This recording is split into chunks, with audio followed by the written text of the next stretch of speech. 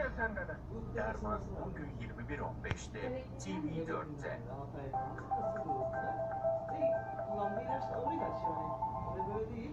Peki nasıl çözüm oluyor? Kasıldığı zaman kendi kendine mi geçiyor? Ne yapıyor? İlaç kullantısı oluyor. Tabii oluyor değil mi? İlaç kullanmadı bir ara veriyor. Ama 6 aydan beri hani ilaç kullanıyor. 6 aydan beri. İşte o ilaçlar tamamen artık bana sinir yaptı. Beslenme Saati programımızda bugün çok önemli ve çok değerli bilgilerle iyi bilgilerle birlikteyiz sevgili dostlarım. O yüzden ben de yemiyorum. Çocuk gelmiyor yani. Geçenlerde bir hastam bana demişti ki, doktor hanım, Demeyecek mi arkadaşlarım? Aferin ben Hiç umurumda değil. belki 200 kiloyu bulur demişti.